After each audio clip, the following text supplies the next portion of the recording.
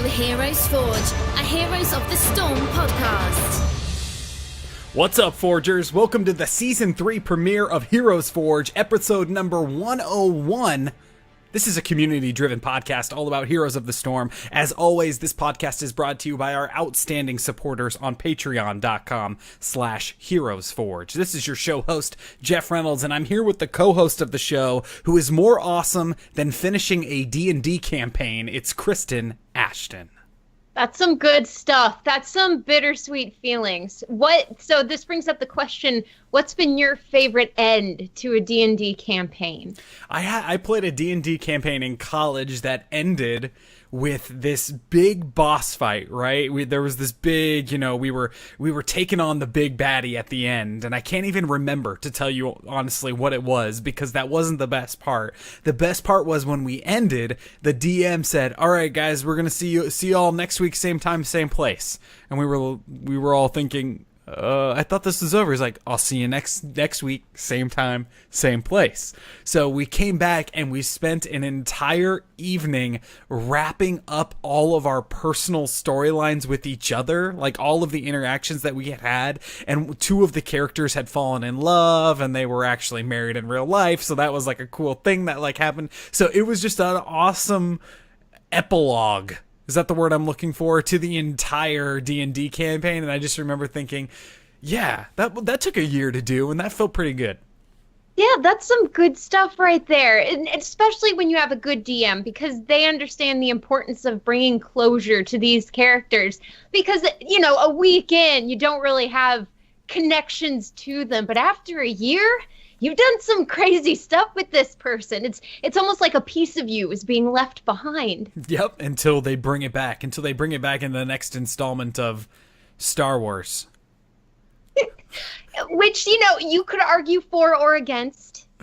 Absolutely, you definitely could. We're not going to talk Star Wars on here. Don't worry. If you haven't seen the movie yet, get out there and see it, and then we'll talk Star Wars. Maybe in a couple of weeks we can give you our thoughts on The Last Jedi. We want to reach out, and we want to thank everyone that made episode 100 a huge success. We want to thank Bethany from the Blizzard community team. We want to thank Lana Bashinsky again for being an awesome person to interview on the show. If you haven't listened to episode 100, it's available on all of your favorite podcasting apps, and you can also find it on YouTube, youtube.com/HeroesForge for the VOD. It was a blast. It was a ton of fun. Chat was going nuts. The giveaways worked well. I've even been getting some thanks, and people have received the loot boxes from BlizzCon. There have been unwrapping videos going. It was so much fun. Nice. That's really, really, really great to hear. And no worries if you're out there thinking, "Oh, I missed the giveaway." We'll have giveaways again in the future, thanks to the awesome community team at Blizzard that helps keep this going. That's the words I'm looking for. Over and over and over again. Follow us on Twitter @ForgeHeroes for more information on how you can participate in those future giveaways. And that's also where we announce when the giveaways actually happen. Cool. Let's talk about all the holiday stuff that's going on in Heroes of the Storm. Yes, I got that epic, 2600 shard legendary reindeer mount that plays a jingle tune and it leaves snow in its wake. But most importantly, I got Hot Topic Christmas Malthael. That's a good one. That's a cheaper skin to purchase. It is. It's only 150 shards. And of all of the skins that came out, that was the one I truly wanted more than any of the others. Really? I was down for the Malfurion Santa Claus one. Because, I play Malfurion often. So I was like, oh, instant shards. Just take my shards. I need that. And I also need the Christmas cookie. Oh, the cookie mount? Yeah.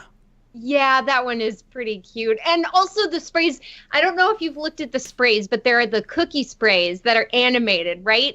So with the Vol'jin spray, when he's taken a bite out of it, he has a little thing in the corner that's his Tazdingo because he's taking damage, so he pops his little Tazdingo. I didn't notice that, but I did see the sprays. They're great. These holiday events are awesome in the game. Check it out. Make sure you get your loot boxes.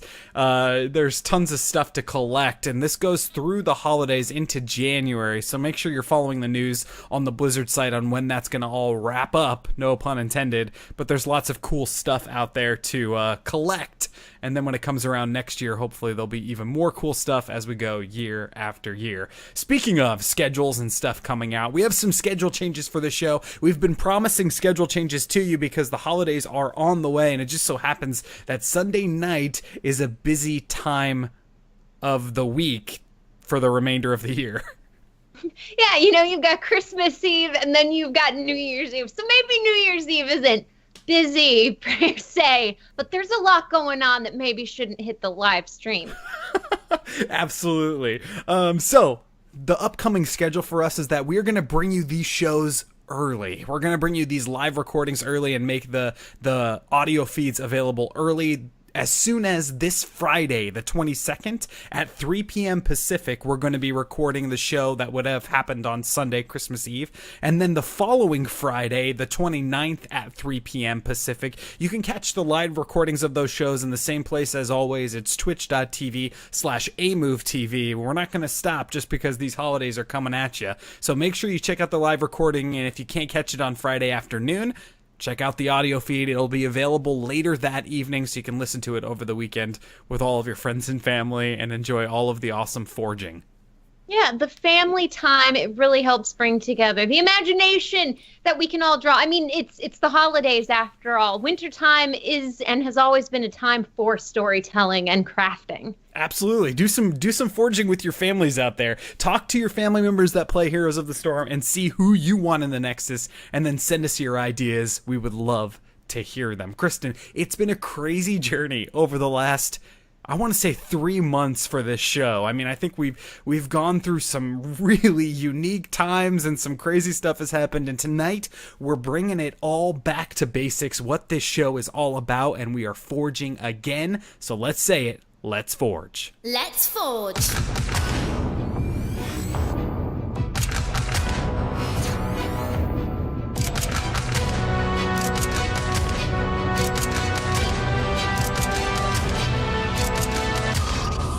That's right, we're bringing you imagined kits from Blizzard characters that live in these other Blizzard universes that might someday make it into the Nexus. Kristen and I both share our ideas on what they might look like if that ever happened. And tonight, Kristen, one of your faves, I believe. One of my faves. Well, no, this one, I have nothing against the trolls. I love trolls. It was tweeted out. And I agree that the trolls need a bit more love in the Nexus. So why not forge Vol'jin? And I'm going to try and not confuse him with the other Jins out there in the lore of Warcraft. Yes, we would love a running tally on how many times we say Zul'jin, all of those other trolls that have similar names. It's going to be tough. I'm really going to focus on it. The reason I say one of your faves is because I'm thinking, we're going with a Horde character here from World of Warcraft, so that's fair, right? But he's just one of those. So Vol'jin and the trolls are kind of like that neutral race, right? They don't really get involved in much. And I did roll a troll priest at one time, but it was so tall I couldn't get it into the fantasy. And that's happened to me before in video games where I've rolled a taller character where I'm taller than everybody, and it just doesn't work. Really? That's really interesting. Well, it's working for you in Divinity. It is, and I think the reason for that is because the camera is that top-down look, but also it's the group's story. It's not a BioWare dating simulator where I'm trying to get with Colin as a Canary, and it's just not working out. That's comedy. That's really, really funny. I really like that. So we're talking Vol'jin. The late, great Vol'jin, some would say. So let's talk a little bit about where Vol'jin is inside of the Warcraft universe and a little bit of his story. Can do. Shadow Hunter, son of Sen'jin, leader of the Darkspear Tribe and eventual war chief of the Horde, Vol'jin served his people well before succumbing to a mortal blow received at the Battle for the Broken Shore. After his tribe was nearly wiped out by humans and murlocs, Vol'jin sought the aid of Thrall, forging a bond between the two that would last a lifetime. For the orcs' help, Vol'jin swore the loyalty of himself and his people to the Horde. During the Third War, he partnered with Rexxar, Rocken, a fellow troll shadow hunter, and Chen Stormstout to evacuate the Darkspear from the invading Dalen Proudmoore, Jaina's father. After founding Sen'jin Village, he worked in the background, happy to be left out of politics, until the promotion of Garrosh to war chief. An outspoken opponent of Hellscream's spawn, he was more than happy to help stage the coup that would ultimately lead to him taking the throne as war chief and then passing the torch to Sylvanas after his fall. Super heroic story, and I think you touched on this a little bit before we started that introduction.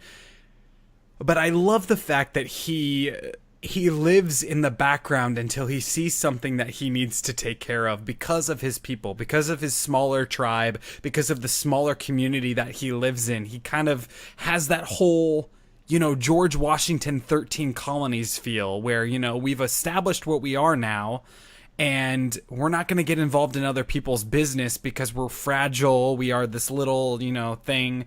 And then, there are times where you have to step in. Yeah, it's kind of that unsung hero because I wasn't there personally when Vol'jin took the throne, but it's always sounded like it was kind of a surprise and it came out of nowhere. But reading up on the story of his connection to Thrall and the Horde during Warcraft 3, it really does make a lot of sense. And it's not a convoluted story. It's not extremely complex. It's just he forged an alliance with the Horde. He was their friend, and the Horde let him focus on his people. But when something really bad was happening, he couldn't be content to simply allow what was once Thrall's throne to be taken by some upstart who sowed discord among all of the Horde races. Yeah, absolutely. And I think what drives a lot of what he did, from my research, there was this time where he was challenged by these spirits to basically become a man, so to speak. It was one of those types of things. And so he went out, and some of the challenges gave him visions of what would happen in the future. And he did see the Garrosh overtaking. He did see all of those things in his visions. And so that prompted him to, get active with the Horde. And then, like you said, become friends with Thrall and so on and so forth. Yeah, and to hear that, too, makes it kind of sad that he died so quickly. Because it kind of seems like, we made him war chief, but he's not a big fan favorite, so we'll just get rid of him and put Sylvanas on the throne. It's kind of how it felt now that I've done the reading behind his story. Interesting, coming from the Horde perspective, because you do have a different perspective from the Alliance side, which is what I usually play when I play in the game. So, yeah, that's very interesting to think about. Maybe, I hope that wasn't the case, but maybe it was.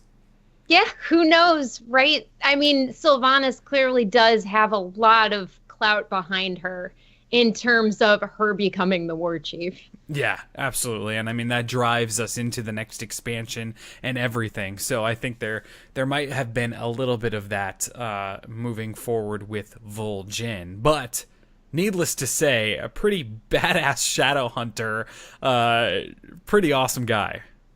Yeah, he's reading his abilities from Warcraft 3 was a ton of fun because I based a lot of his kit off of that and then the Dota 2 character that he's based off of.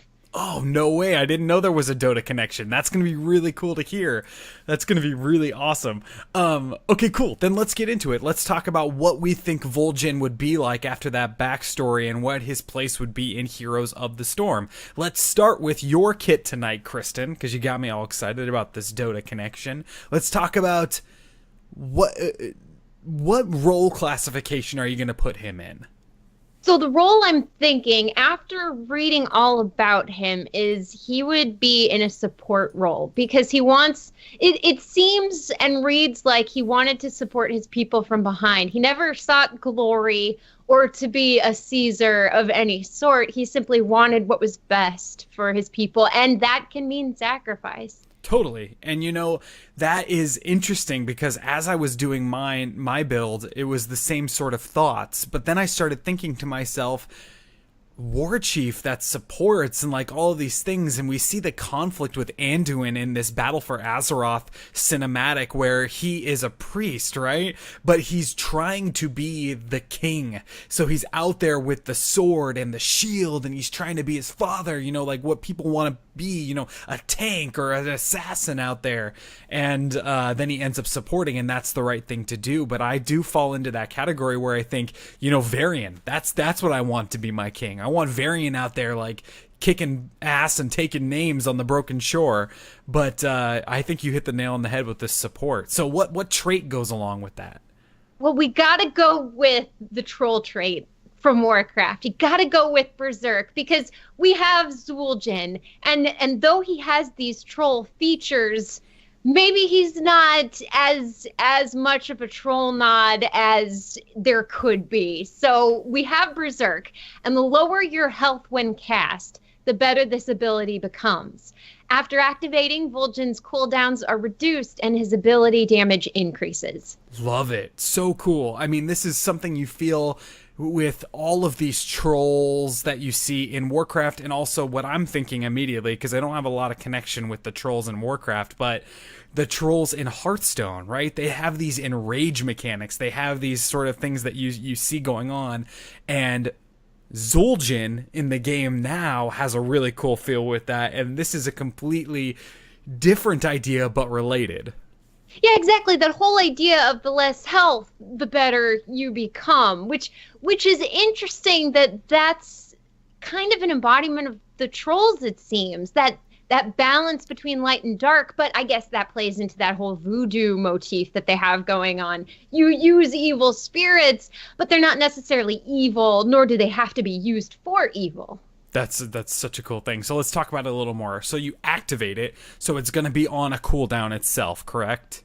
Correct. And then when you activate it, is this kind of like a, what I'm thinking of is a Leoric that's dead and draining hope from somebody, where his death timer is just going down faster than it should. It might say 10 seconds, but then all of a sudden it's at 8, and then it's at 6, and then it's going faster than that. Is that something you're seeing on your cooldown bars after abilities that you've used, or are you thinking that you activate it and all of your abilities for one use have a reduced cooldown?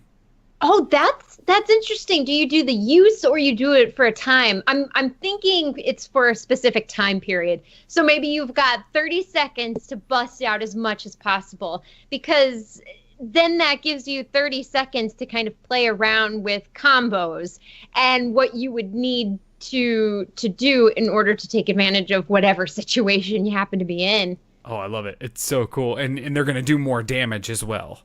Yes. During this time, what does it look like when you go berserk? What does this look like? Because we have something like bloodlust already, right? That we see and we know what that looks like in the game. How do you distinguish that? Do you have any thoughts on that? I mean, yeah, maybe you have that little purple mouth skull thing jittering on top of Vol'jin's head, and that's how you know. I love it. The voodoo magic. I dig it. I totally dig it. What mount is he going to ride into battle?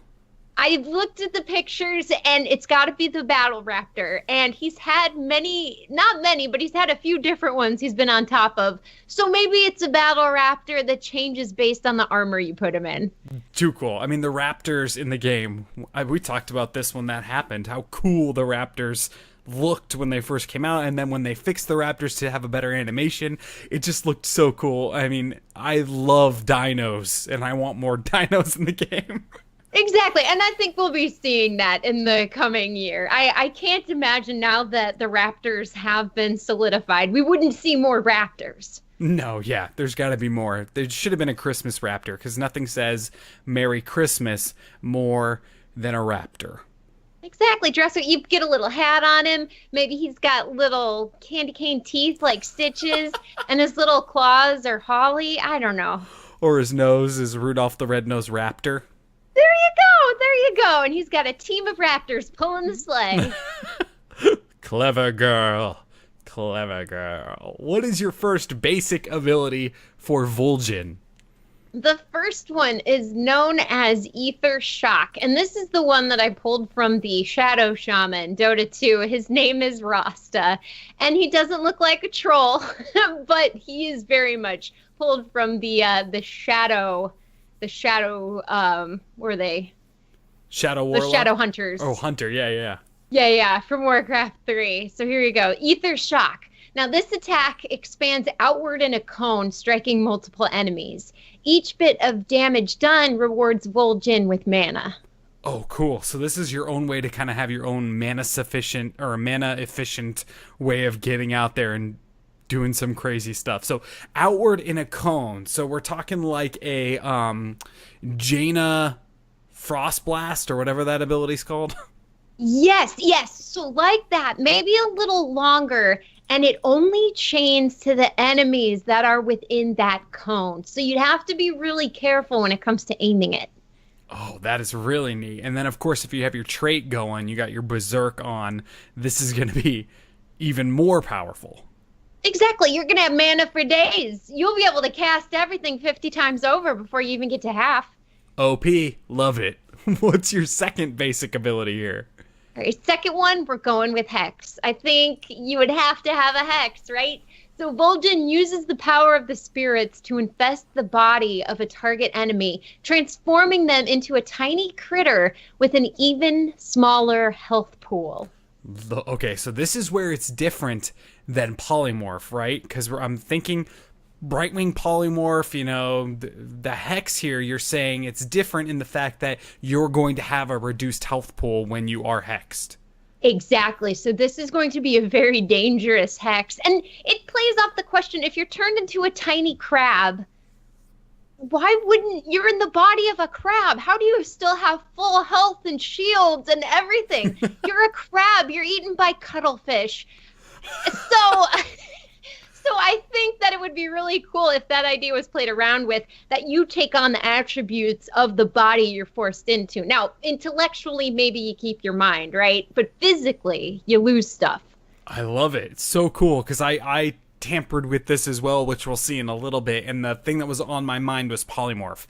Like, how can we make this different than Polymorph? And this is really cool because you're basically shot calling that person. I feel like when I play Brightwing and I go for the Polymorph, I am not shot calling but protecting. Does that make sense? Like, Butcher's charging in or whatever, and I'm ready to Polymorph so that I don't have to deal with it, or Cho'Gall and, all that kind of stuff. Dude, you're absolutely right, because you turn off the danger. So you're right. You're absolutely right to think of it that way. That's awesome. But when you hex here, you're saying this person needs to die because they have low health. You could, maybe you're hexing different characters than you would have polymorphed. Really cool idea. Back to your first basic, Ether Shock. Chat has a question here. Does the damage split among the enemies struck, or are they all taking equal damage? I guess that's the same question.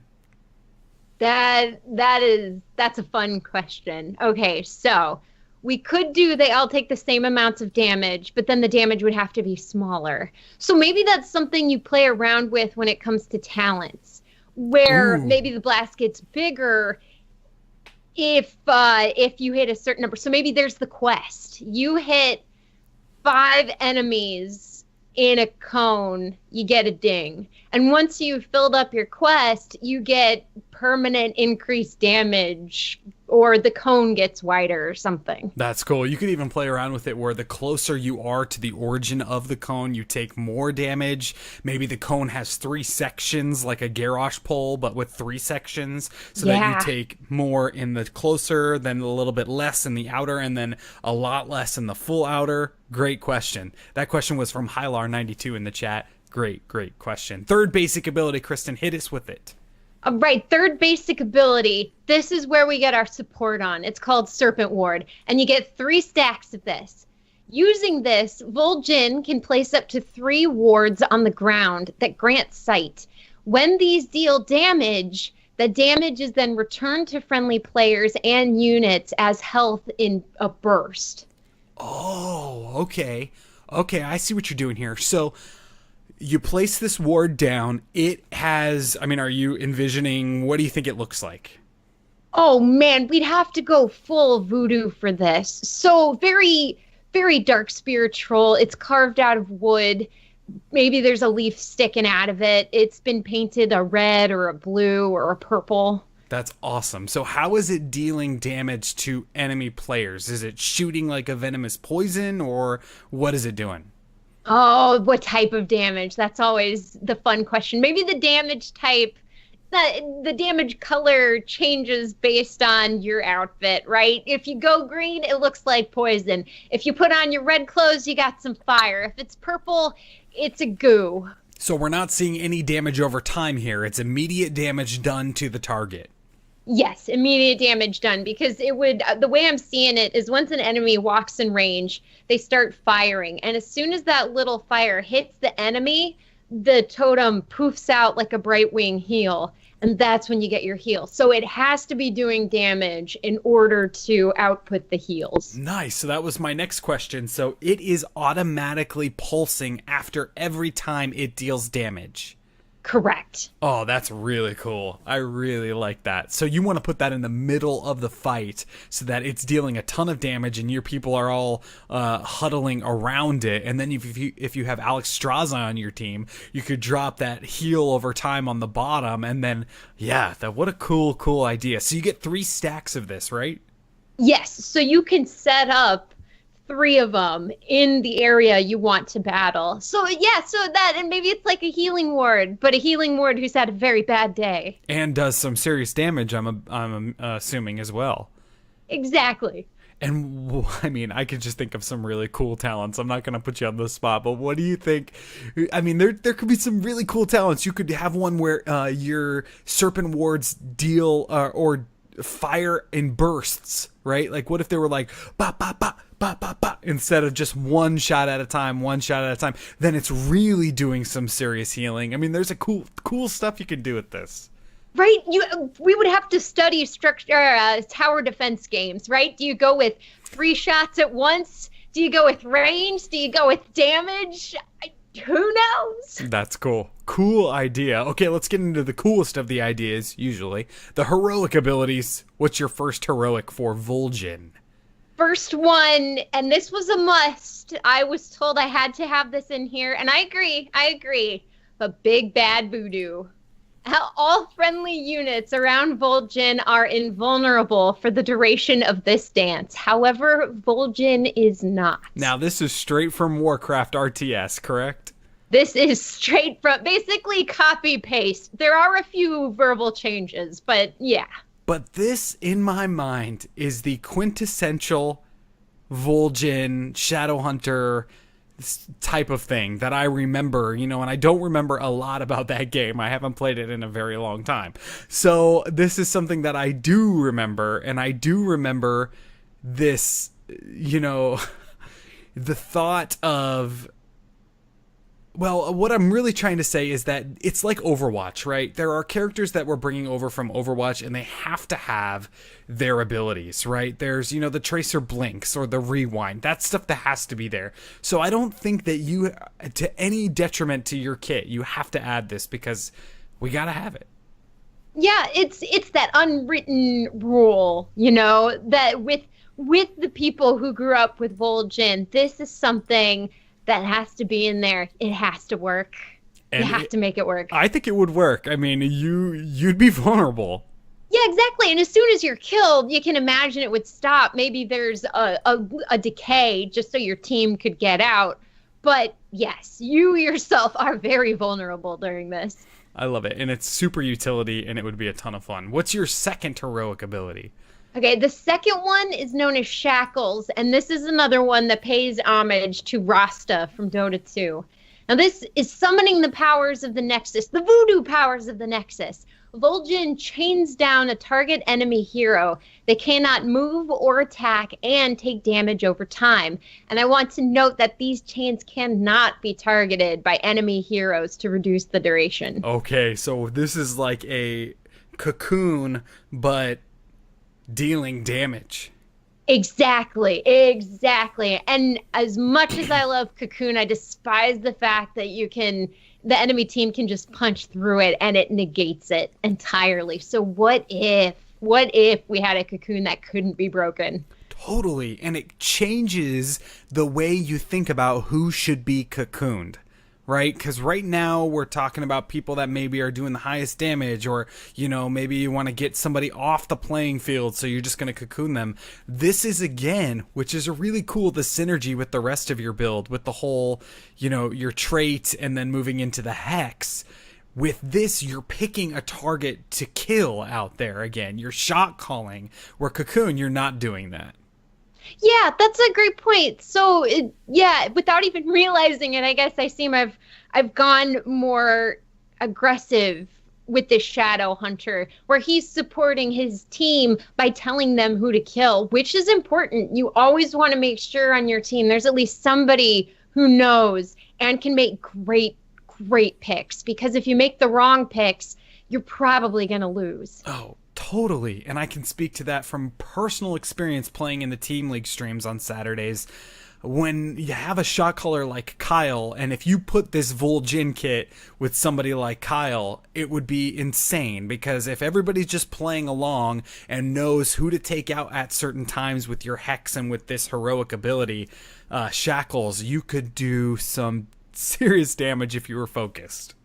Oh, yeah, totally. And you see it every game. There was one recently I had where I was on Malthael, and I kept focusing the Nazebo because he was just doing a lot of poison damage, when in reality, halfway through the game, I realized it was the Ana I should have taken down first, because if she would have gone down first, their entire team would have fallen apart, but it was too late when I finally made that realization. For next time, for sure. Great kit, Kristen. How do you sum this whole thing up? I'm summing it up with "Here Come the Voodoo." I love it. I think they might have an issue with silhouettes, though, in having multiple trolls. They'd have to give Vol'jin some, war banner or something. I mean, there'd have to be something that would separate them. Yeah, and that's especially hard because not only the silhouette, but with the colors. Mm-hmm. I mean, you can't just change the colors and deny one or the other a color set for a costume. But they both got the mohawks. I mean, and their tusks are very similar. Yeah, that is a very, very challenging conundrum. That's not to say, though, that they wouldn't even think about going outside the box, right? Like, maybe they just completely redesign the way that Vol'jin looks. They still make him a troll. Maybe he's got a big like a battle mask on or something like that. So, I mean, it's not out of the realm of possibility. I definitely don't think that at all. Who knows? Maybe we'll see a Vol'jin someday. Before we get into my kit, we have some people that we need to thank for sure. And those people start out with everyone that is supporting us on patreon.com/HeroesForge. Thank you so much for your continued support. It's incredible that we can have support like that from you guys out there. So thank you.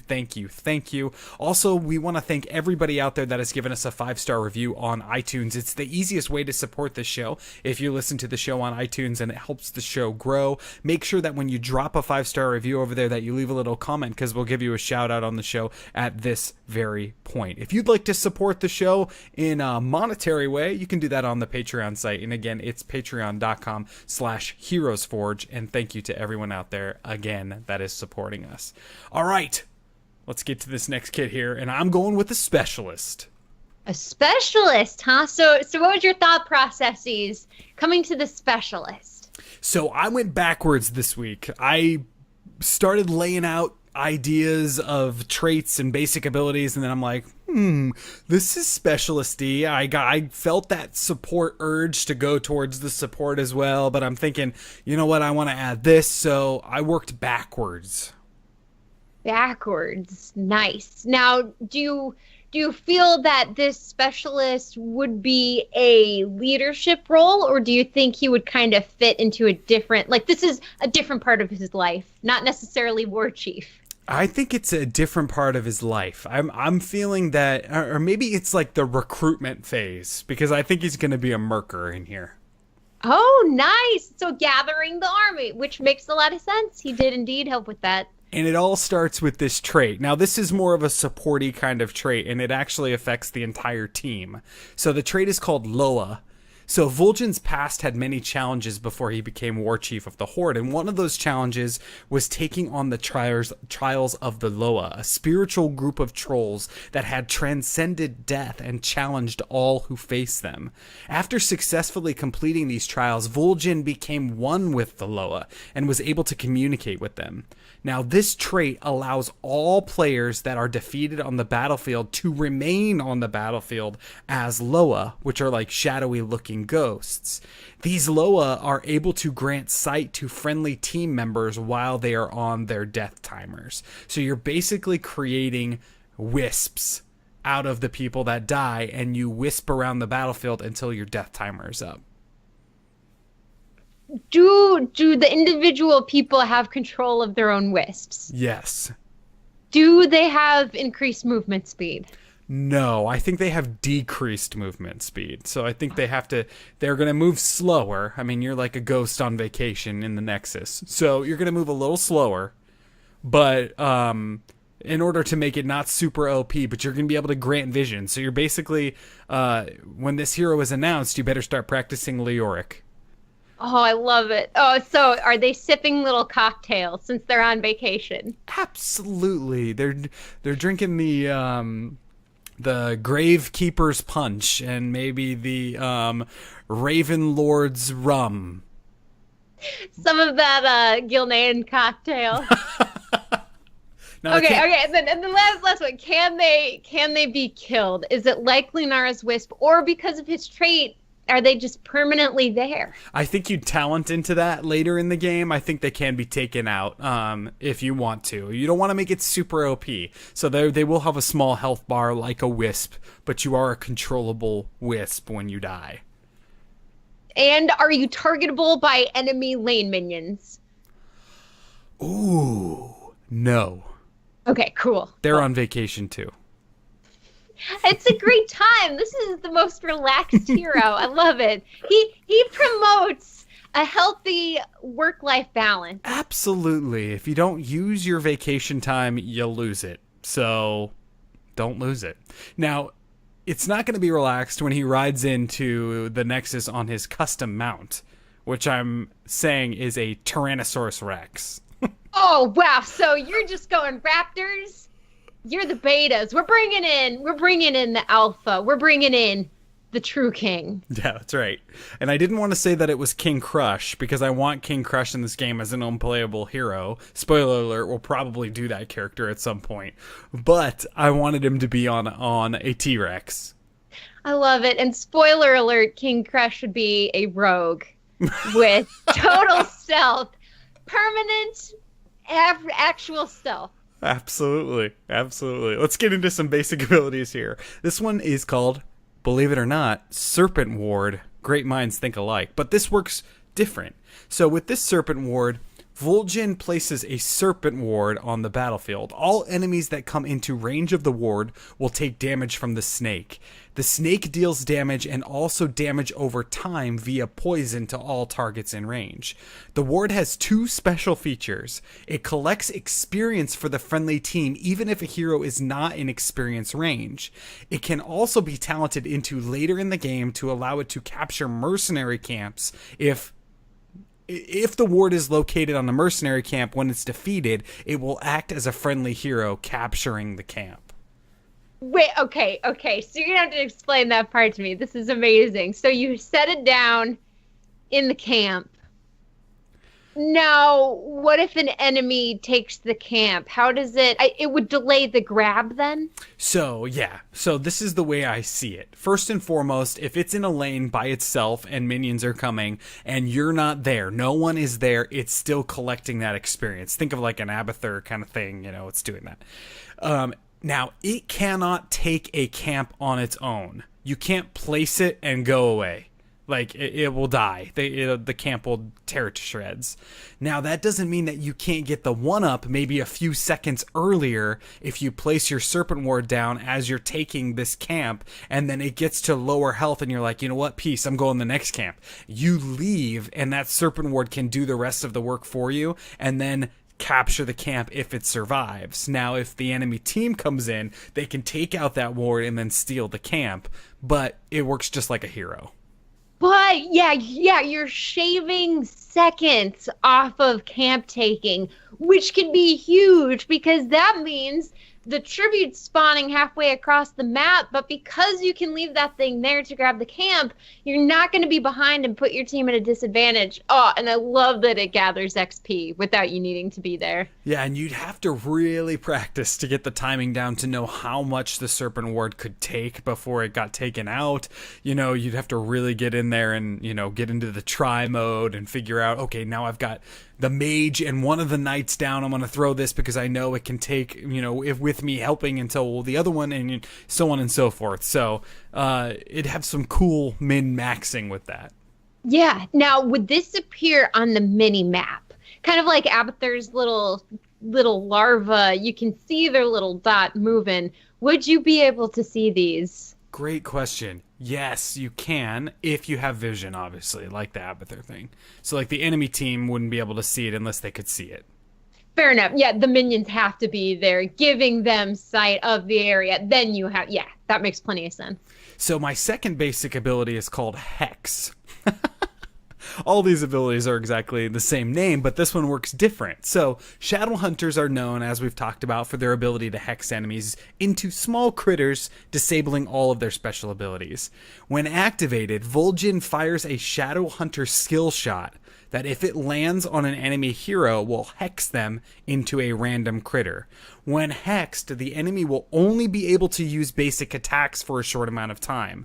Hex would last longer than a Brightwing Polymorph due to the fact that they are still able to use basic attacks during this transformation. Hex can also be used on minions and mercenaries. So basically, it's giving those little crabs that get eaten by cuttlefish the ability to shine in the light and to pinch away with their basic abilities.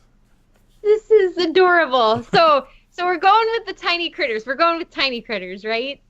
So if it's a Vala and you do ranged basic attacks, are you now a crab that throws things that has the same range? Or is everyone turned into a melee pincher?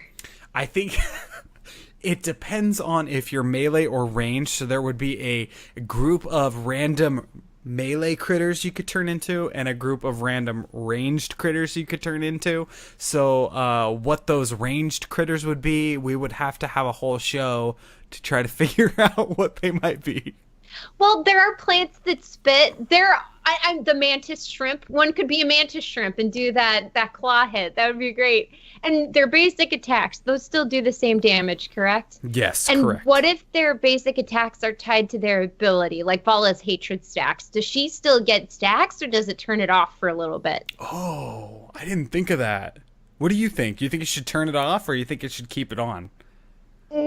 That's so hard to say, right? Because how many heroes have their basic attacks tied to what their trait is? I say keep it on. Cool. I agree with that. I really want to stick with the fantasy of that you're not able to use what they call special abilities during this. So any of your abilities, you know, QWER, you wouldn't be able to use during this, but you'd still be able to attack. Fair enough. So you're not going to be an Illidan who's turned into a little crab, and suddenly there's this tiny little little crab flipping around, snipping, gathering health, and then he flips over, snips some more, pops evade, and then dashes back. How bad do we want this hero in the game, and for that bug to be happening?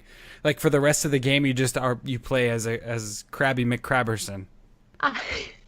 That would be the cutest change. April Fools! April Fools. Everyone is a woodland or sea critter. Sea critter. We're doing it. That's just the blue versus the red team, I think. Woodland creatures versus sea creatures. I don't know. I think sea creatures would win. My third basic ability here is called Healing Wave. Healing Wave is directly from the Warcraft kit for Shadowhunters, but it's changed a little bit here. So when this is activated, the Vol'jin player will draw a line on the battlefield with their mouse, and Vol'jin sends a healing wave in the direction of the line.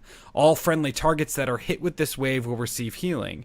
The wave heals non-heroic targets for more, and can be talented into later in the game to also deal damage to enemies that touch the wave. So what I'm thinking of here is that it's not a straight line that you're drawing like a Ragnaros meteor, right? Where you draw and you pull it back and it kind of slingshots in a straight line. This you could draw any shape you want. You activate the ability, you click down, and you just draw, maybe you draw like a star. And anybody that it touches inside of that would get the healing wave boost. That's so cool. This would be such an active thing to do. Would you have to hold down E to do this? Or would you click E, draw the thing, and as soon as you let go on your mouse, it goes? Gosh, why can't I think how Ragnaros' thing works right now? It's been so long since I've played him or thought about it. It's been too long for me too, so I'm no help with that. I want to say that you actually have to click on the battlefield and drag from there. So you activate the heal with the basic ability, and then you click down, and then you drag, and when you let up off of the mouse is when the burst comes, or you reach the end of the length that it can be drawn. Cool. That's so neat. Just the idea that you have such active heroes, and that gives you such adaptability, because so many times you can't tell what lines your team's going to be in, right? Sometimes they're just balled up, and you don't want to do a straight shot at that point. You need to draw little squiggles. Yeah, and that's why, the Uther challenges, hashtag Uther challenges, when you send that healing wave in, it just goes in a straight line. Chad is saying that it depends on your quick cast settings for if you're able to activate it and then click down, or if it's quick cast. So cool to know. That's healing wave. So that's his main support ability, but on a specialist, that healing wave heals non-heroic characters more than it does heroes. Which is a great advantage, especially now that those tower changes are in effect. Oh my goodness, the ability to win a lane has become enormous. Yes. So, there's some cool ideas in there to try to bring specialists back to life.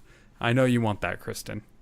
Well, they are coming back. They are coming back with these changes. Sylvanas feels amazing right now. Oh yeah, super powerful Sylvanas. I played with an awesome Asmodan recently. There's some cool stuff out there that you can do. Let's get into some heroics. Now, this first one, of course, is called Big Bad Voodoo, but I'm changing it up. So it has two parts. When you activate this, Vol'jin uses voodoo magic to empower a mercenary camp or boss camp. When they are empowered, they will gain attack power and health. This is visualized by the camp having a voodoo glow around them with the addition of troll-looking armor added on to the camp. The second part of this heroic is that the affected camp will also have self-regeneration. At any time that they go a length of time without taking damage, they will begin to regenerate health until it's full, or they take damage again. Oh, is this a global? No, I think he's got to be there. Oh, okay. So is this something you'd want to use defensively or offensively? Offensively, I think. I think you're going in there and you're saying, okay, we're going to take this night camp and it's going to push on its own. So what I'm going to do is I'm going to give it this armor, and when it takes out a wave, it will have taken damage. Before the next wave comes, it has a second to kind of regenerate a little bit of health. Now, those waves come pretty quickly once you're stopped, so it wouldn't be a lot of that. But if the friendly team clears the way in front of that, you could min-max this too. Totally. So this is a buff you'd put on a camp that's pushing. Correct. Gross. Oh gosh. And if the enemy team ignores this, they're gonna, this would push so far. Oh, you'd force them into so many 4v5s. How would this be a permanent buff on the camp or boss that's pushing? I don't think so. I don't think it's permanent. I think it only lasts a certain amount of time. Maybe you're laning with the camp and it's taking a bunch of damage, but you took out one of the waves. You can activate this, and then it'll start healing them up, as they move to the next one, and they do more damage there. And then, of course, you got your healing wave, which you can draw the line and, heal them as well. So you're really maximizing your push potential with mercenaries. Totally. This is probably the most active specialist I've heard, and I love it because you're building your army. You are building an army and you're supporting it all the way. It's a pretty cool idea. I mean, I think some of these ideas are probably a little OP and would have to be tweaked in one way or another, but I love the idea of, like you said, building your army, and these are my minions and my mercenaries, and I don't want them to just die, Right, because it takes so much time to take them, and you lose you're down a hero until the camp is taken, and then if it's answered immediately, should you have wasted that time doing that? Absolutely.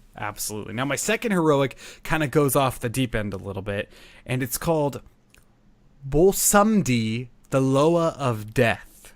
So when you take this heroic, it's passive. When you're defeated on the battlefield, when Vol'jin is defeated on the battlefield, the Loa of Death takes his spot wherever he died. This Loa is very powerful and will deal pulsing damage to all enemies that are in range of him for a few seconds, forcing a retreat or major damage to the enemy team.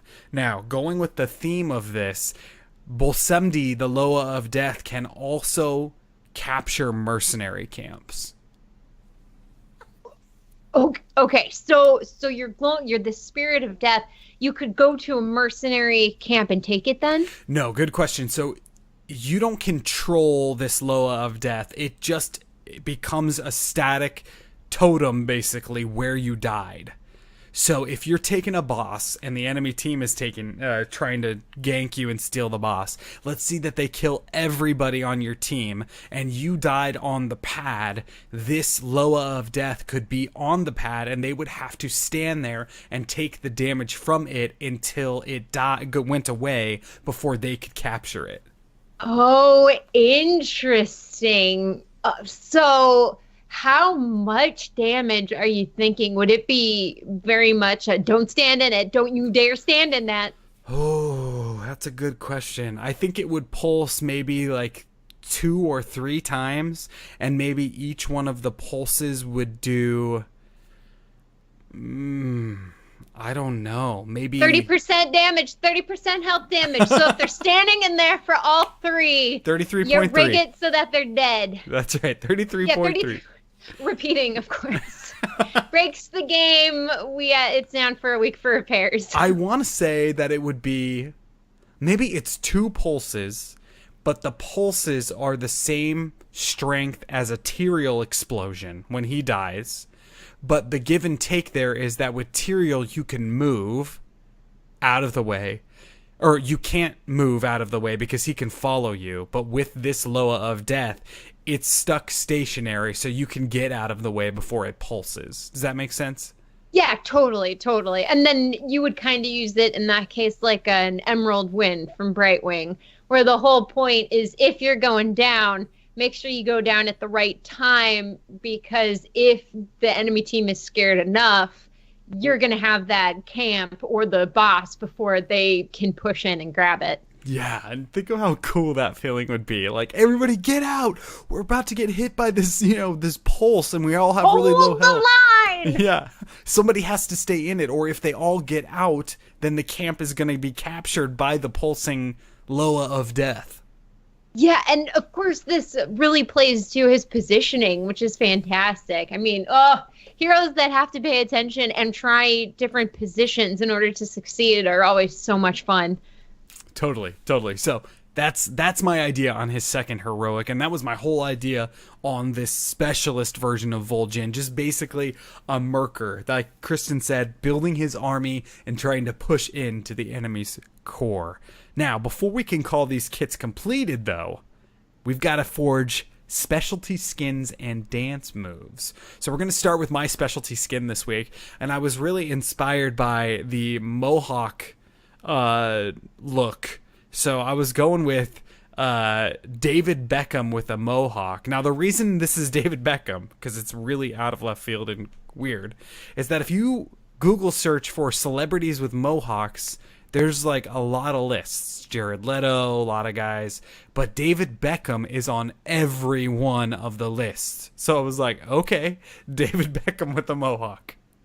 That's crazy. I never figured that man had ever worn a mohawk, to be honest, because he's always so clean cut and very classically presented in the ads that he's seen in. Maybe like a Green Day mohawk would be a better idea, like a classic Green Day mohawk. I don't know, but we're going with David Beckham. if you're doing a troll, you got to do the full mohawk. But I getcha. Now, my other idea would be a Majora's Mask Vol'jin. Ooh, would you have it a troll wearing the mask, or would you give him the little, was it the Skull Kid body? Oh, yeah. No, it would be a troll wearing the mask, I think, because you want to keep it all. Definitely. Yeah. And, oh, how cool would that be with the tusks coming out the front to keep the mask on? That would be cool. And see, Chad is correcting me, saying that David Beckham was more like a faux hawk. See, just shows how much I know about mohawks, but yeah. Hey, we could give Vol'jin a faux hawk. He might be teased a bit by the other trolls, but I think he could pull it off. What's your skin idea, Kristen?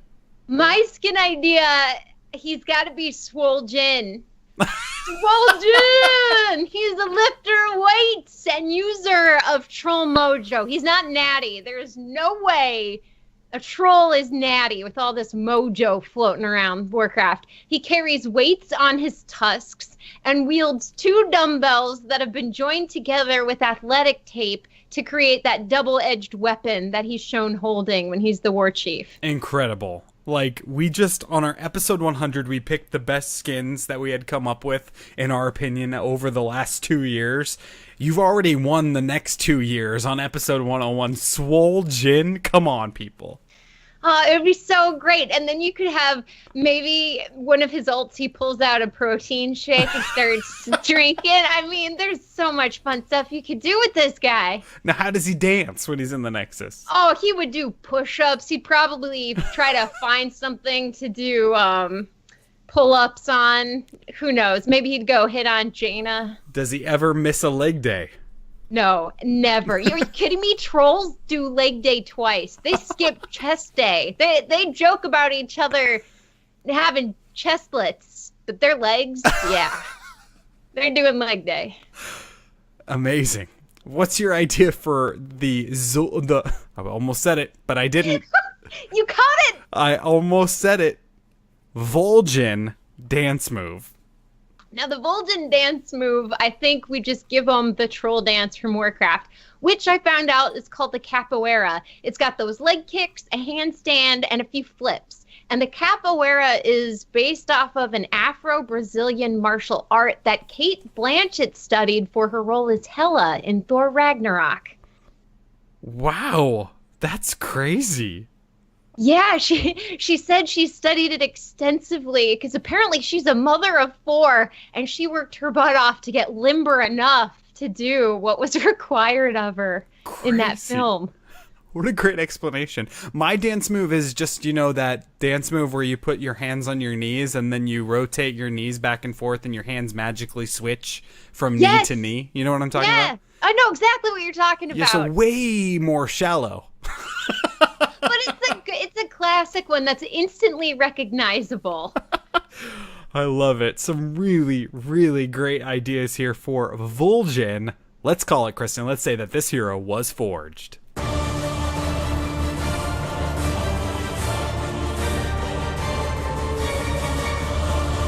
Hero Forged. I do not think it is outside the realm of possibility to have Vol'jin in this game. I think that we will see another troll sooner rather than later.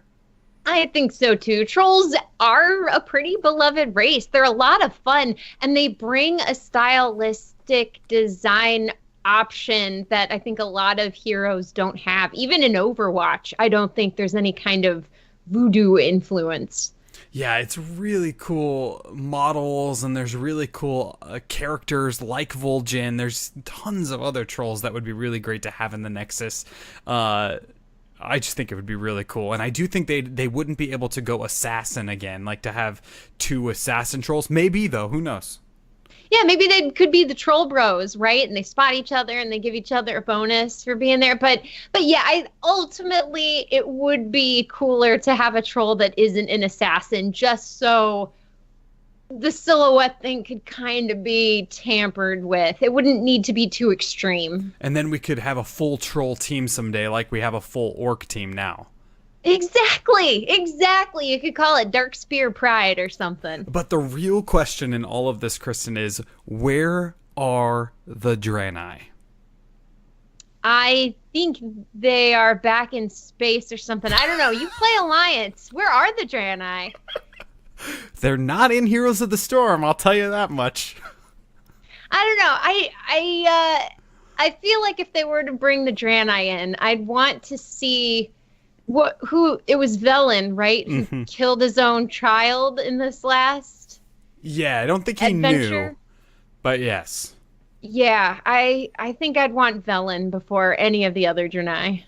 Yeah, and Velen was one of the episodes that we did on our show before, and that was a ton of fun to talk about as well. I think we did it almost a year ago after our BlizzCon, crazy BlizzCon forging. Check out the website for more on Velen. But yes, lots of characters that we're still waiting for in the Nexus. Lots more episodes of Heroes Forge because of that. That's why we're here, because there's so many awesome characters in these Blizzard universes that we get to bring to life. Kristen, when you're not bringing characters to life on this show, where are you on the interwebs? Where can people catch all the great content that you put out?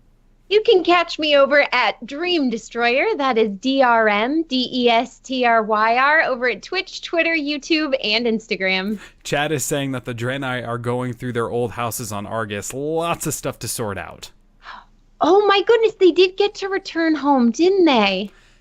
Yeah, I'm not sure I would call it home.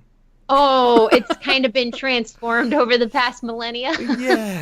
Yeah. If you're looking for me, you can find me right here on Heroes Forge. We record the show live every Sunday night at 7 p.m. Pacific on twitch.tv/Amove TV, because we are a part of the awesome entertainment and podcast network, Amove TV. For more great esports and video game podcasts, make sure you check out Amove TV. You can find this podcast on any of your favorite podcasting apps, Stitcher, Google Play, iTunes. Check them all out for the audio feed. If you're looking for the VOD of the live recording that happens on Sunday night, you can find that on our YouTube channel, youtube.com/HeroesForge. Make sure you catch Kristen and my streams with Kyle Ferguson and John on Sundays. That's for the Divinity 2 stream on twitch.tv/Kyle Ferguson. Did I say it wrong? No, it was great. I just get so excited. Divinity is amazing. It's the most D&D video game I have ever played. And it's super exciting because we've really started to get our combat down. And we cleansed a tree, and that was the highlight.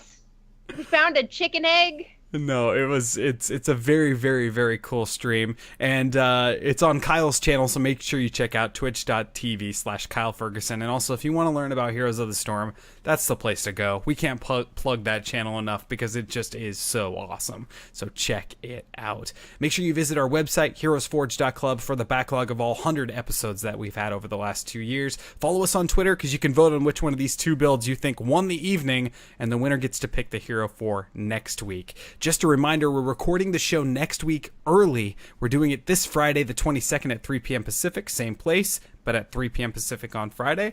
And the same thing the following Friday, the 29th at 3 p.m. Pacific. Kristen, any final thoughts on Vol'jin? I like the flavor he would bring. I do very much enjoy the trolls, and I think if he were more multi-purpose, if he brought a more general thing, we would see more troll representation in the games. Yeah, absolutely. Totally. I couldn't agree more. Hopefully we have. I mean, I believe there was a time where Vol'jin was on the big, these are the heroes we're thinking about years ago, and they put that up on the wall. But there have been a lot there that we haven't seen come to fruition quite yet. So Maybe he's on one of the burners. Maybe it's not the back burner. Maybe it's like the side burner. Yeah, exactly. He's being kept warm at the moment. But I mean, this is a company that's been going for 20 years now. Over 20 years. So, I mean, there's so many to go through. So many things they've created. It just keeps getting better and better. Every time I log onto that hero screen, I'm wondering when it will have a second page. It will one day. Okay. I think maybe this year if they keep up with the release schedule. And they are, which is awesome. Get out there, play some Hanzo, play some Alexstrasza. Check out the Hearthstone expansion. We didn't talk about it, but the dungeon runs are totally fun. And play more heroes. It's a really, really great game. We're going to call it there. Thank you so much for listening. We'll catch you all in the real world.